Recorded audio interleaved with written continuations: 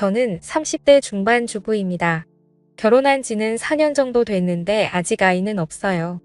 우리 부부는 맞벌이 중인데 남편은 돈을 벌느라 정말 바쁘거든요. 돈에 쪼들리는 형편도 아니었는데 남편은 유난히 돈에 집착했어요.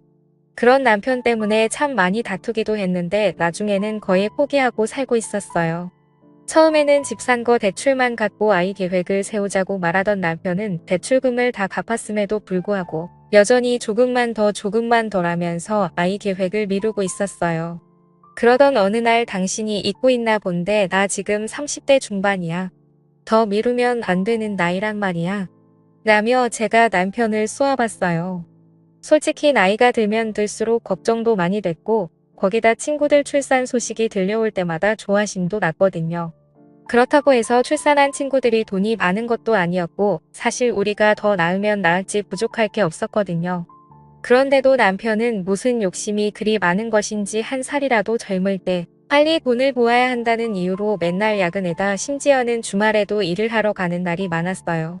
그런 남편을 보며 저도 조금씩 부부의 정이 떨어져 가고 있었고 어느 순간부터 남편과 각방을 쓰게 되었어요. 하지만 남편은 그런 저를 전혀 이해하지 못했는데 아니 내가 나 혼자 잘 먹고 잘 살자고 이러는 것 같아? 우리 가족 남부럽지 않게 살려고 이러는 거잖아. 근데 당신은 그것도 이해 못해줘? 라며 오히려 화를 내기 일쑤였어요. 그렇게 남편과 저는 골이 깊어져 가고 있었고 그런 우리를 보며 시어머니는 내가 너한테 항상 미안하구나. 도대체 왜 그렇게 돈에 집착하는지 모르겠구나. 내가 다시 한번 잘 타일러 보마. 라며 항상 제게 미안해 하셨어요. 남편의 여동생인 시누이도 언니 요즘 오빠 때문에 힘들다면서요.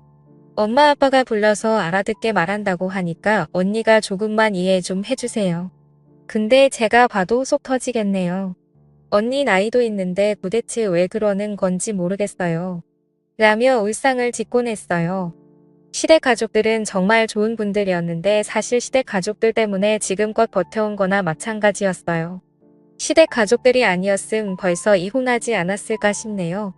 그러던 어느 날 잔뜩 취해서 들어온 남편이 너 나랑 살기 싫지? 먼저 이혼하자. 라고 다짜고짜 물었어요. 맨날 늦게 들어오더니 이제는 술까지 퍼마시고 들어와서 술주정까지 하네. 제가 남편을 보며 비아냥거렸어요. 우리 둘이 진짜 사랑해서 결혼했는데 도대체 왜 이렇게 된 걸까? 남편이 물었지만 저는 대꾸하지 않았는데요. 그런 저를 보며 남편이 다 내 잘못이네. 나는 그저 우리 가족 행복하게 잘 살려고 했던 것뿐인데 도대체 어디서부터 잘못된 걸까? 라며 머리를 감싸안았어요. 그날따라 남편은 많이 이상했고 저는 아무런 대꾸도 하지 않은 채 남편을 노려볼 뿐이었어요. 그리고 다음 순간 남편이 그래 이혼하자. 내가 그렇게 원하던 이혼 내가 해줄게. 라며 담담하게 말했어요. 안 된다고 펄쩍펄쩍 뛰더니 왜 갑자기 심경 변화가 생긴 거야? 제가 남편에게 물었고 서로 사랑하지도 않는 사람과 사는 게 얼마나 지옥인 거냐? 빨리 이혼해줘야 당신도 새 출발해서 그렇게 갖고 싶다던 애를 갖지 당신도 이제 적은 나이가 아니잖아. 라고 말을 했는데 남편은 그저 넋이나간 듯 해보였어요. 그럼 나야 좋지. 사실 나도 어머님 아버님 아가씨 때문에 어찌어찌 버틴 건데 언제까지나 그럴 순 없잖아. 그래도 당신이 그렇게 생각해주니 고맙네. 우리 헤어지는 마당에 그냥 좋게 좋게 마무리하자. 제가 남편에게 말했어요. 그리고 그 뒤 남편이 급히 이혼을 하기 위해 준비하는 듯 했고 그런 남편을 보며 근데 왜 이렇게 서두르는 거야? 그새 여자라도 생긴 거야? 어차피 이혼할 사이인데 한번 털어놔봐. 남편에게 물었어요. 맞아 당신 말대로 나 여자 생겼어. 근데 그 여자가 얼마 전에 임신까지 했어. 이제 몇 달 뒤에 내 아이가 나오거든. 그러니까 빨리 이혼하자라며 남편이 충격적인 사실을 털어놨어. 아 그래서 그동안 맨날 늦게 왔던 거였구나. 거기다 주말마다 일하러 가는 이유가 다 있었던 거구나. 근데 나는 천치같이 전혀 모르고 있었네. 남편에게 충격적인 사실을 들었음에도 저는 별 느낌도 없었는데 오히려 그런 제 모습에 더 놀랐던 것 같네요. 그 뒤 남편은 이혼을 진짜 서둘렀어. 저기 말이야 내가 바람 펴서 이혼하는 거잖아. 그러니까 이 집은 당신에게 줄게. 어차피 문제는 나한테 있는 거니까. 어느 날 남편이 뜬금없이 말했어. 뭐, 당신 같은 짠돌이가 이 집을 나한테 주겠다고? 당신 그 여자 진짜 사랑하는가 보다. 그렇게 아등바등 돈에 미쳐서 살던 사람이 집까지 나한테 주면서 이혼을 서두르는 거 보니 그런 남편을 보며 마음이 참 이상했는데 아이도 자꾸 미루던 그런 사람을 하루아침에 그렇게 변하게 한 여자가 누군지 궁금했어요. 그 뒤 저는 시어머니에게 전화를 했어요. 어머님 혹시 얘기 들으셨어요? 그이가 이혼하자고 해서 우리 이혼해요. 근데 그이가 지금 사귀고 있는 사람이 있다고 하는데 들으셨어요? 그래 얘기 들었다. 그래서 말인데 내가 빨리 정리를 좀 해줬으면 좋겠구나. 조금 있으면 우리 손주가 나온다고 하는데 서둘러야 하지 않겠니? 시어머니의 목소리가 전과는 완전히 달라져 있었어요.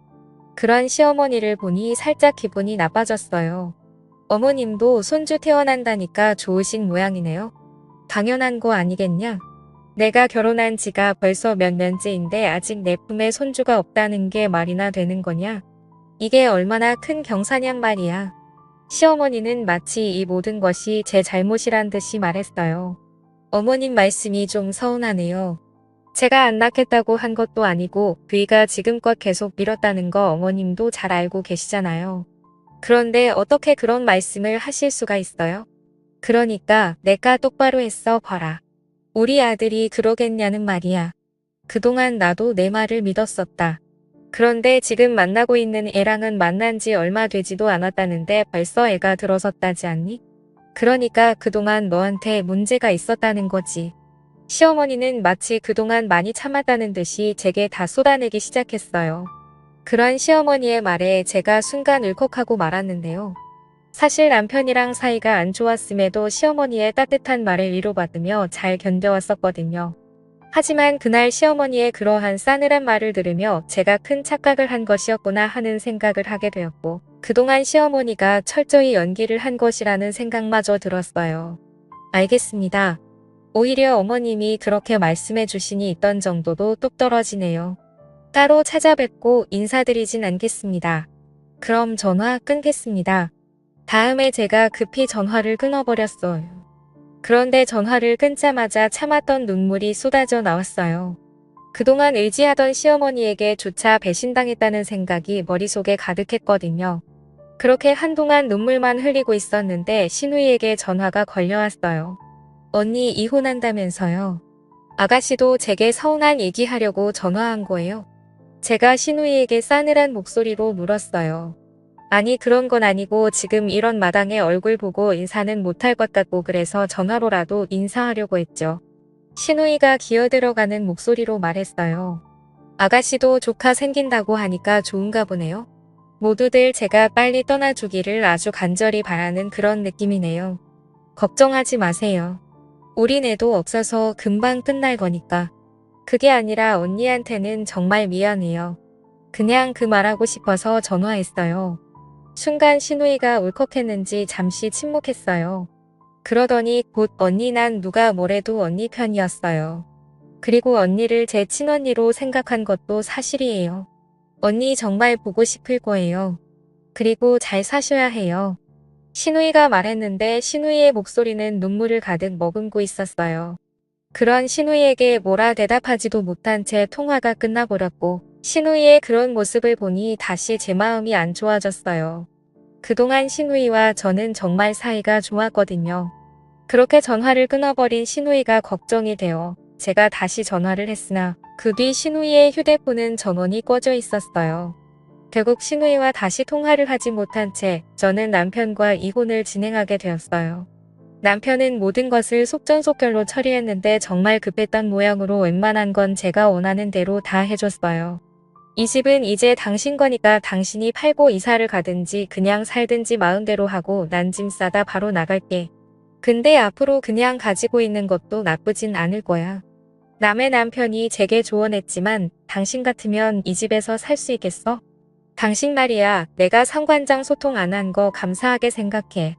그래서 내가 아파트까지 당신한테 다 주고 당신이 해달라는 거 다 해줬잖아. 암튼 그건 고맙게 생각할게. 남의 남편이 급히 짐을 싸서 나갔어요. 그 뒤 저는 집을 팔려고 내놨지만 빨리 팔리지 않았고 우선 그대로 살고 있었어요. 사실 그쯤에서는 남편에게 이미 정이 떨어져 버렸기에 남편이 그립다거나 그렇지도 않았거든요. 그렇게 얼마나 지났을까요? 제 친한 친구 진주에게 전화가 한 통 걸려왔어요. 잘 지내고 있는 거야? 너 그러고 사는데 내가 이러니 널 챙길 수도 없고 미안하다. 친구 진주가 미안한 듯 말했어요. 아니야. 너 몸이 그런데 무슨 그런 말을 하냐? 오히려 내가 널 챙겨야 하는데 내 꼴이 이러니 내가 더 미안해. 친구 진주는 얼마 전에 갑상선 암 진단을 받고 치료 중이었거든요. 아니야. 그래도 갑상선 암은 암 중에서 착한 병이라고 하잖아. 수술하고 치료받으면서 많이 좋아졌어. 정말 많이 나아진 것인지 진주의 목소리가 밝아 보였어요. 저기 근데 말이야. 나 오늘 내 전남편 봤다. 그래. 같은 하늘 아래에 사는데 마주칠 수도 있지 뭐. 제가 별 관심 없다는 듯이 말했어요. 근데 내 전남편 바람나서 이혼했다고 하지 않았어? 야, 그 인간 얘기는 하지도 말자. 피곤하니까. 제가 진주에게 말했지만 나도 웬만하면 전화 안 하려고 했지. 근데 말이야. 내 전남편 너한테 그렇게 하고 벌 받는가 보다. 친구 진주가 아주 고소하다는 듯이 말했어요. 그게 무슨 말이야? 벌 받는 것 같다니. 아니 너도 알다시피 내가 암 전문 병원에 다니잖아. 근데 내 남편이 환자복을 입고 거기에 있더라니까. 그게 무슨 말이겠냐? 내 남편이 지금 암에 걸렸다는 거지. 뭐? 암에 걸렸어? 그렇다니까. 내 시어머니가 부축해서 병실로 들어가는 거 내가 봤다니까. 진주가 확실하다는 목소리로 말했어요. 내가 잘못 본 거 아니야? 멀쩡하던 사람이 갑자기 무슨 암이야? 야, 어느 날 갑자기 걸리는 게 암이야. 나도 봐라. 갑자기 그랬잖아. 내가 혹시나 싶어서 몰래 지켜봤는데 내 전남편이 확실했어. 이게 무슨 일이야? 알았어. 내가 확인 좀 해볼게. 라고 제가 말했어요. 뭐? 내가 확인을 하긴 뭘 확인을 해봐. 그냥 모른 척해. 지금에 와서 내가 확인해서 뭐 하게? 너 정신 똑바로 차려. 이혼 당해놓고는 아직도 정신 못 차린 거냐? 순간 진주가 제게 화까지 내면서 말했어요. 알았어. 알았으니까 걱정하지 말고 넌 치료나 잘 받아. 라며 제가 전화를 끊었어요. 그리고 곧 신우이에게 전화를 했어요. 언니 오랜만이네요. 다시 연락할 일 없을 줄 알았는데 어쩐 일이세요? 아가씨 그 바람난 여자랑 재혼했어요? 네? 아 그럼요.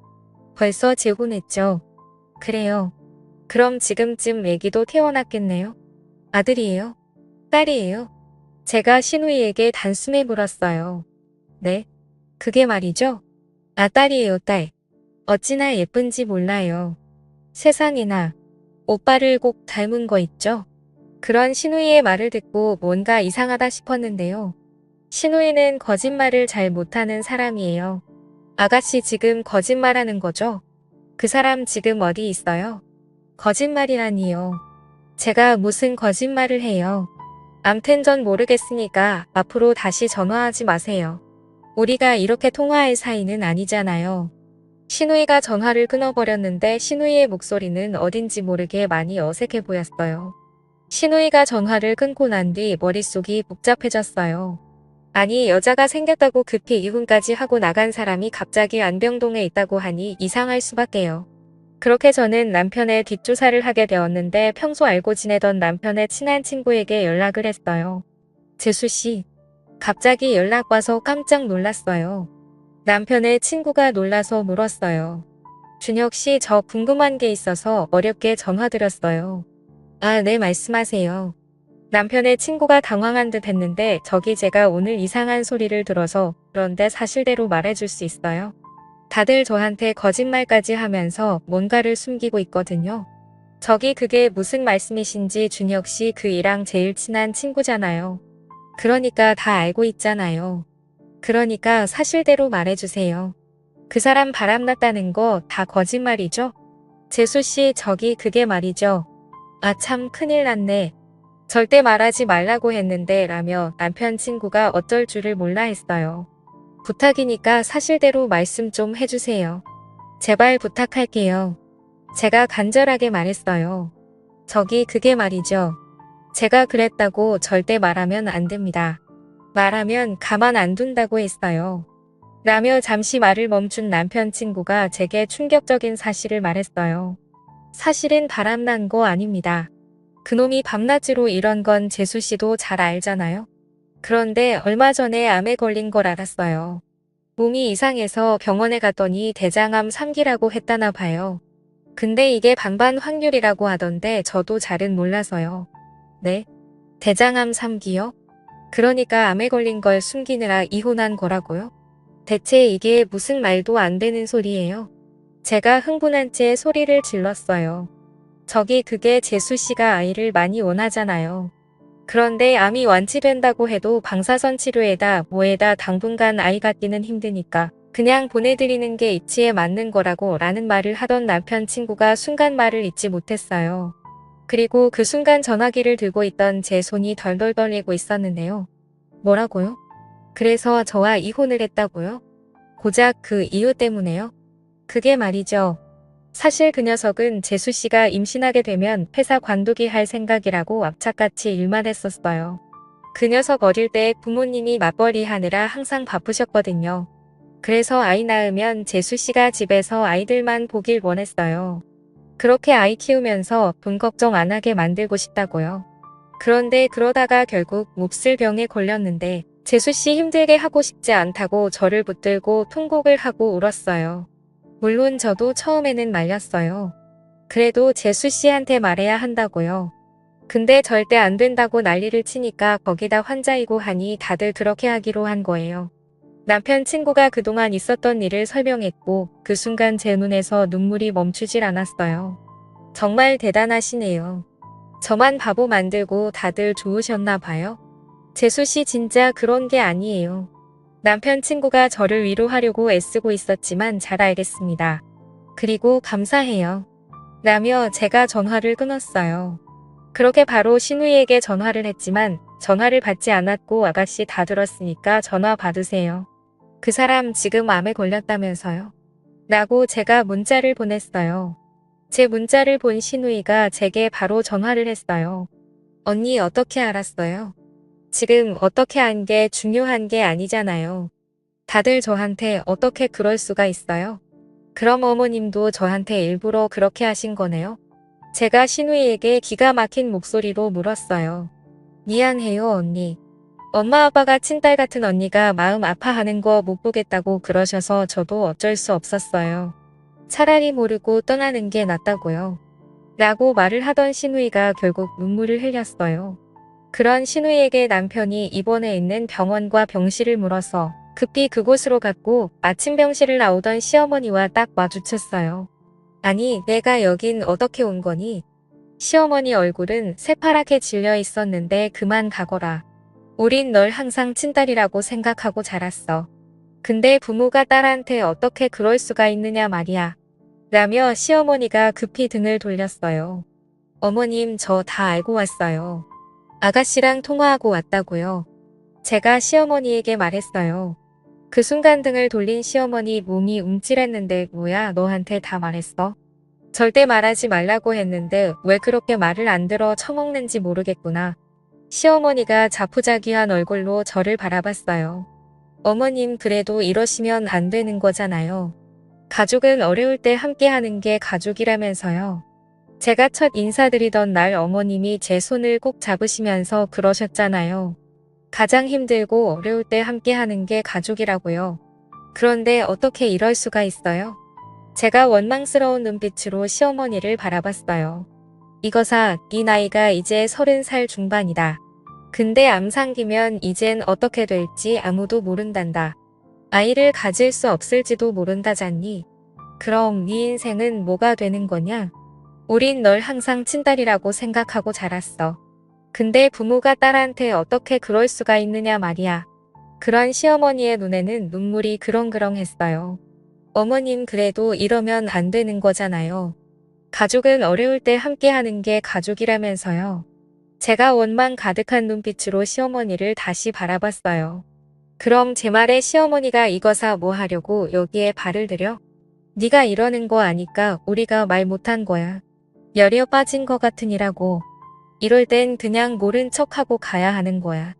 제 등을 내리치면서 눈물을 흘렸어요. 그날 시어머니에게 전화를 했을 때 그토록 매몰차게 말하는 시어머니를 보며 왜 보셨을까요? 다시 한번 제 가슴이 미어져 내렸어요. 그렇게 병실 안으로 들어갔는데 남편의 얼굴은 그새 많이 상해 있었어요. 당신이 여긴 어떻게 왔어? 왜 그렇게 바람나서 나갔는데 안 걸렸다고 하니까 구경하러 왔어? 그래, 나 천벌받았어. 그러니까 그만 가봐. 라며 남편이 제 눈도 마주치지 않고 단숨에 말했어요. 미안해. 당신 아내라는 사람이 당신 아픈 것도 모르고 진짜 한심하다. 정말 미안해. 라며 그 자리에서 제가 펑펑 눈물을 흘렸어요. 그런 저를 보며 남편이 마음에도 없는 소리를 했지만 저는 상관도 하지 않았고 그날부터 남편의 병관으로 하기 시작했어요.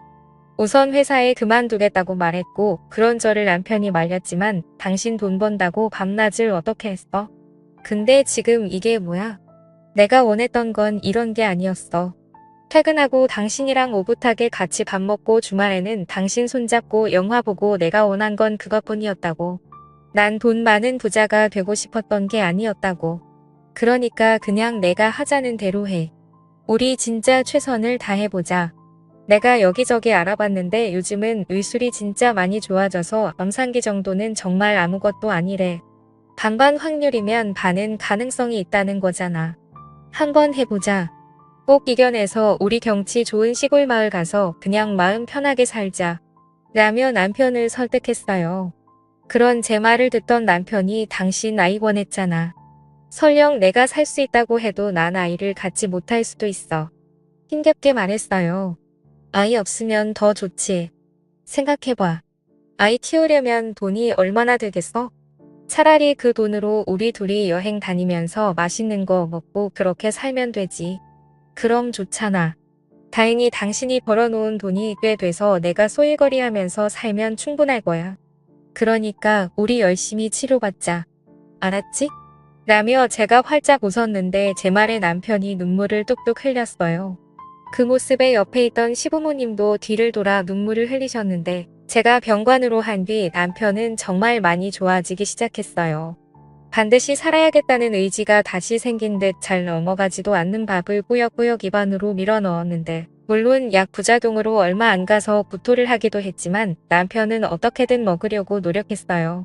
그 뒤 남편은 정말 많이 좋아졌어요. 거기다 제가 아는 지인에게 부탁해서 한적한 시골 마을에 집도 알아봤는데 남편과 어떤 집이 좋을지 계속 고르고 있었기에 남편의 얼굴이 많이 밝아져 있었어요. 여기서 조금만 가면 바다도 있대. 그리고 앞에는 조그만 텃밭도 있어서 농약을 안 치고 채소를 길러 먹을 수 있을 것 같아. 거기다 채소 같은 거 심어서 유기농으로만 먹자. 요즘 텃밭 가꾸는 거 공부도 하고 있거든.